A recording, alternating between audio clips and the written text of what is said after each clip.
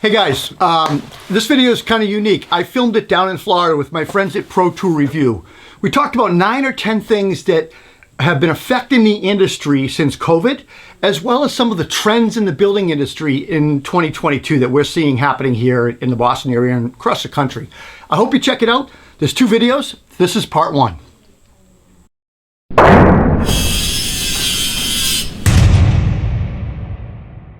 Hey guys. Welcome, I'm Rob Robillard, and in today's show, I'm actually in Florida. I'm with my friends Kenny and Clint, and I'm at the ProToolReview headquarters in their studio, and we're gonna have some fun today. We're gonna talk about some of the trends that we're seeing in 2022. So COVID has changed the way we do business, absolutely.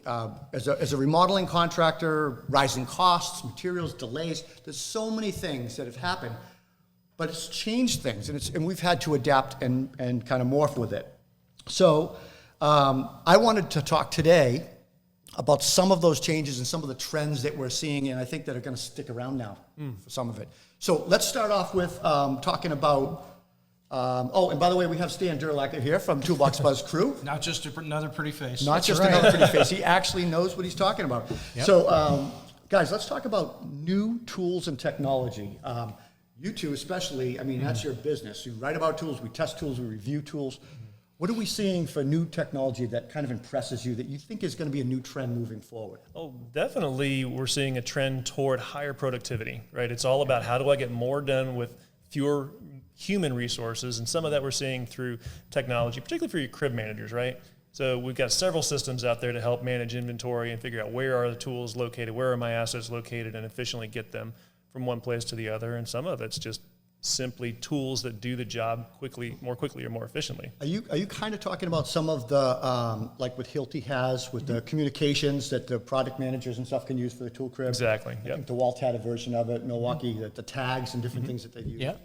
Yeah, that's pretty impressive stuff. Doesn't affect smaller companies, but certainly companies your size. Large commercial companies. Yeah. Especially management and knowing where things are and how to deploy them is just critical. Yeah, dust collection. I've seen, probably we've all seen this in the last probably 3 to 5 years, right? Table 1 compliance stuff, right. HEPA. There's been a lot with the silica dust and all that stuff, and OSHA. So everything now is this dust extractions and stuff. We were talking about some of the remote starts for vacuums and tools. Yeah, like Nikita's AWS, you know, as the world is going cordless, you got to have cordless tool activation. That was a brilliant move. It was a brilliant super technology. Smart idea. And I'm blown away that nobody's come out and copied them, or at least chasing them down the street, because it's so smart. Well, and you got to do it because you got power actuation on corded products, and now you lose the cord when you go cordless. You got to come up with some solution to get that thing turning on automatically. Well, I don't know if it was Fine. This goes way back when Fine had the orange sander that everybody used. With the painters all had them, and they had the power cord, the outlet, the powered outlet. You put your sander in, you connect your sander to it. I thought that was genius, and we've far surpassed that now. I mean, we're talking about Bluetooth, so I thought that was kind of cool. You know where else we've seen a lot of technology is OPE, and I know you do a lot of work with that stuff. So it's funny because we've been covering this stuff for a while, and it used to be when it first started, it was novel. It was like, wow. And Ego came out with products that were in mainstream and Home Depot. OPE stands for outdoor power equipment. Yep. And we thought, hey, this is really great stuff, and we were impressed by the performance. Well, now we're seeing legislation and municipalities, and people are pushing this thing like it's becoming mandatory in some areas, and so it's a huge deal. I think it's Lexington, Massachusetts. So Lexington and Concord. I live in Concord, and Lexington's next door. It's where the Revolutionary Battle started, and whatever shot heard around the world. I just saw in the news last night they had legislation, a big fight. About blowers. Yep. It always starts with the blowers because they're so loud. Yeah, they want the landscapers to go cordless. Yep. And you kind of can. You need a lot of batteries, but you kind of can. Yeah, and it's better than it used to be. I mean, when it first started, it's come an amazing distance from where it began. And now you're seeing the batteries are better. Zero turn mowers. You got one right there. I mean, what do you think of that? Yep. You mow your lawn with it, I was guessing, the shop lawn. Yeah, right? I mean, it's a phenomenal solution, and they're getting up to the point where they can do 2 acres. I mean, it's quiet. Yeah, and they're we quiet. We just tested an M18 mower, and it went for 65 minutes in incredibly tall grass.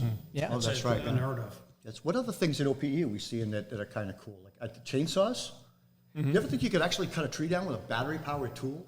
Those have been around for a while, but yeah, But really this working year well in now. particular, we saw the first 20-inch models that can replace that farm and ranch saw. Yep. Yep. You know, so we're getting that 50cc, mid 50cc engine replacement.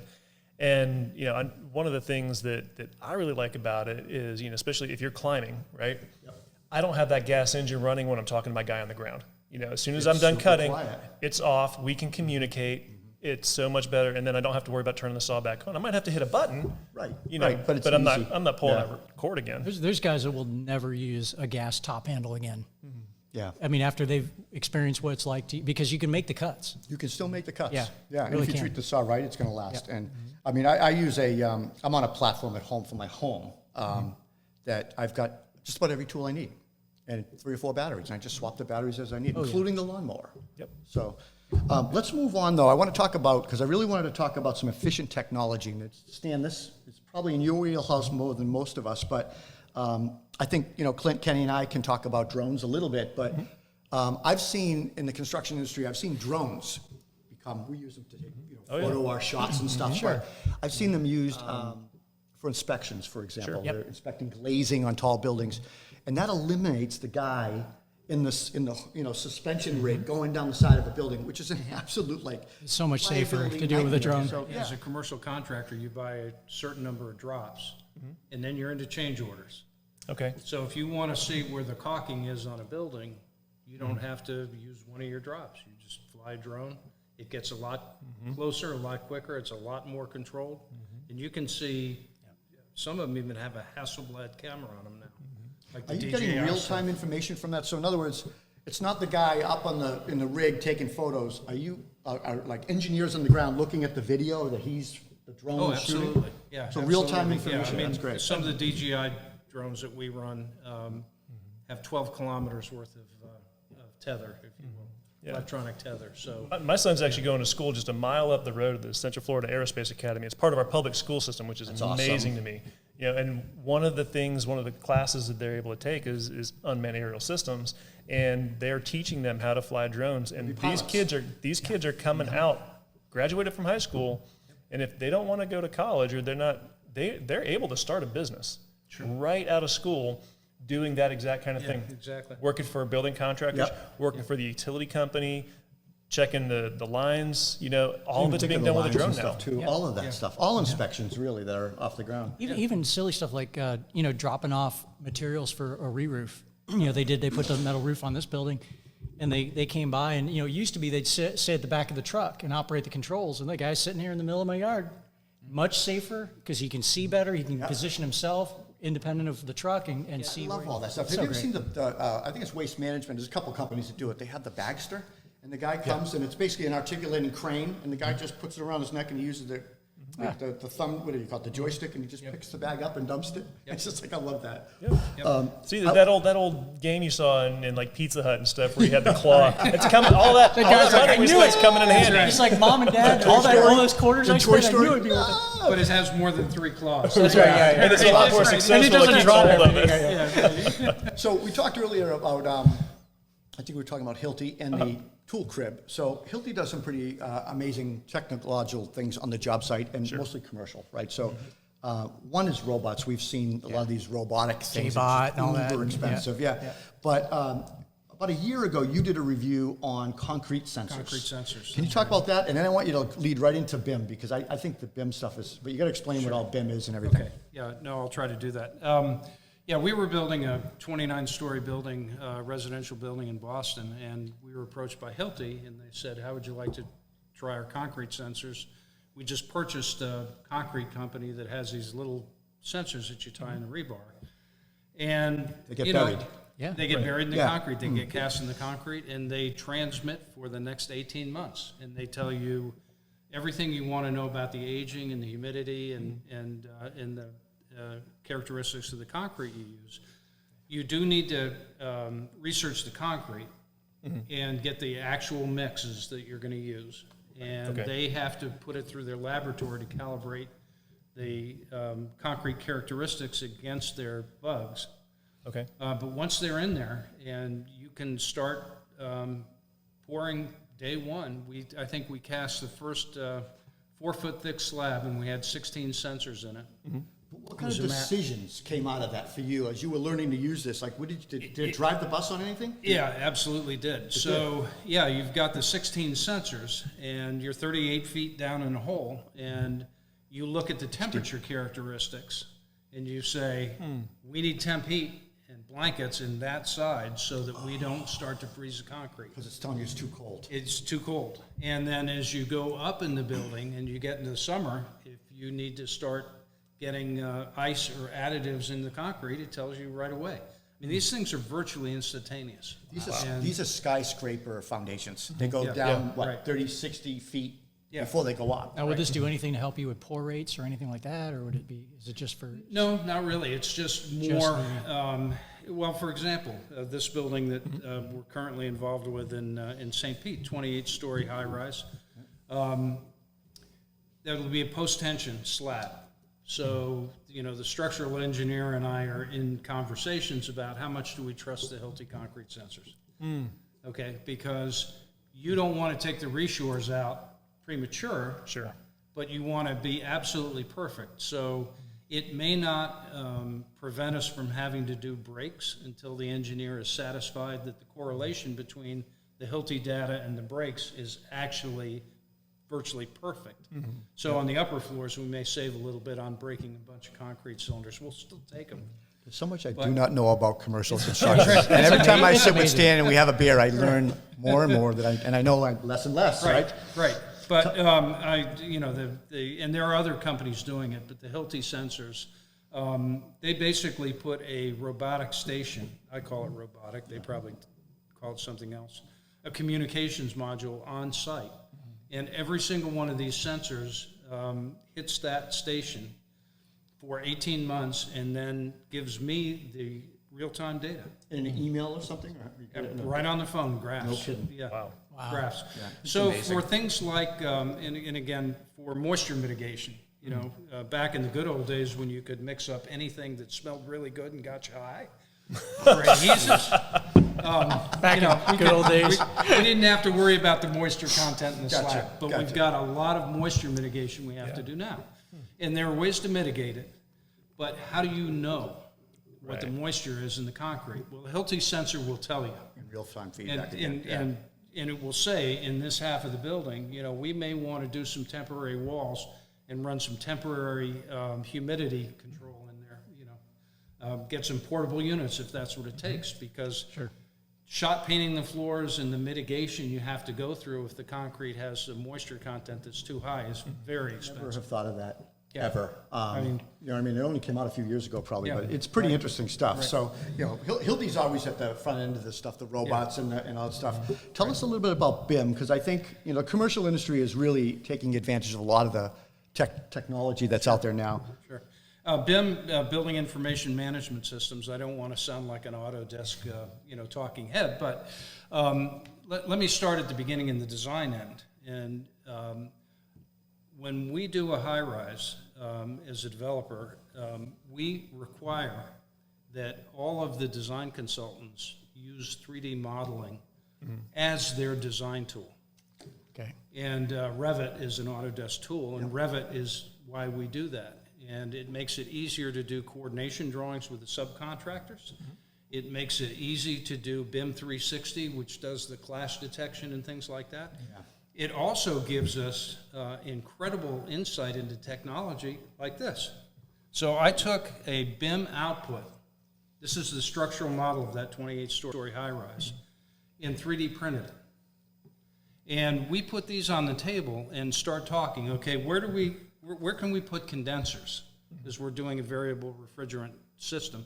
Where can we put condensers? And you can take this and look at it, and you can see all the parking garage ramps. This is the actual concrete frame of the building. Wow. That's a BIM 360 output that you can translate it into what's called an STL model and print it on an SLA printer. Great reference point, that's for sure, right? So, but having BIM as a clash detection is terrific. We are pushing far beyond that, which is really fun to see. We have... You're talking about 360 now? No, we're even going beyond 360. We use that tremendously in mechanical coordination so that we don't put ducts through, in the wrong place and they don't interfere with the fire protection. I gotta imagine the systems. coordination of all the trades in a building that size is well, just crazy. First pass through, we'll have 15,000 clashes. Holy smokes. I'm done. Yeah. But you sort them out and you get the three-dimensional model. Now, Heavy drinking in the film industry. our engineers Meet you in can the parking walk garage through with a pack. with an iPad and go to a certain point in the building and say, okay, if this were an apartment, here's what BIM 360 has in that wall. And it will tell you, this is the piece of duct and everything else, but it gets better. The rest of the story is we have an unbelievable software program called OpenSpace, where we get a junior guy has a camera, 360 It's made fun of. degree There's a camera. there's a propeller on top. Yeah, there's No a doubt. yeah. But No doubt. he walks around with you can't get an old superintendent to No, put this thing no, around. this is all new Okay, technology stuff. I mean, he looks like Steve Urkel. So this is a 360 Yeah. camera? Meets, or Star scan- Wars. It's scanning around him? No, it's a static 360-degree camera, and he walks the same path every single day. And his trajectory will come back with 20,000 images from a floor. Whoa. But he walks through every apartment, and here's the rub. Not only can I take that iPad and say, this is what BIM 360 says is supposed to be in the wall, I can look at what's actually in the wall. It's all overlaid, layered. As you walk through and it catches this 360 degree, here's the PEX. So Stan, Water serving that. He's walking through day one to day Right. whenever. Absolutely. And you just have Here's layers. where the post-tension tendons are in the building. You don't want to drill there.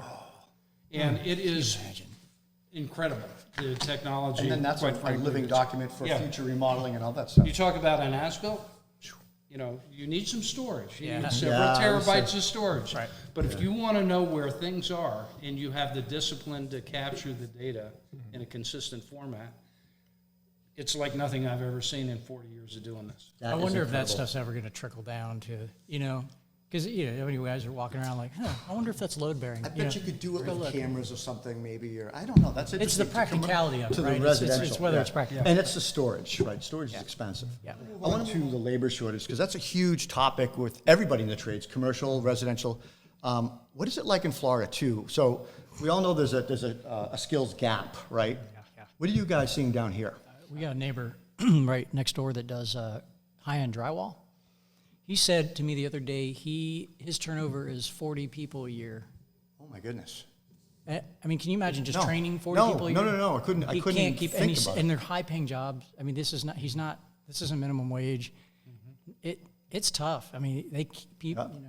I'm talking to a lot of guys from electrical to plumbing, and they can't keep people working. So I can speak from a little bit of experience, being in the trades a little bit. I pay my guys pretty well, at the highest end that they're probably even higher than their skill level is, with benefits and everything, because you don't want to lose them. And I think guys will jump ship for $1 now, $1 an hour or something. It's like, it's crazy. But there is absolutely a shortage. So I've noticed it with my subs. They're all complaining they don't have enough guys, and they're a little late. I can't get to you this week, next Yep. week, because we're Yep. behind. And I do believe that it all goes back to probably when I was in school, our parents poo-pooed the trades. They just said, that's for flunkies Gotta and go to junkies. college. Yeah, go to college. Got to go to college, or you're a loser. And as a result, a lot of kids went to college that probably shouldn't have been. It would have been great mechanics, would have been great, tradespeople. And now we're playing catch up. Yeah, and for commercial contractors, it means we have to be on top of our game. Because if we don't keep the subs productive and making money, they will go and shift those very Sure they will. valuable resources elsewhere yeah.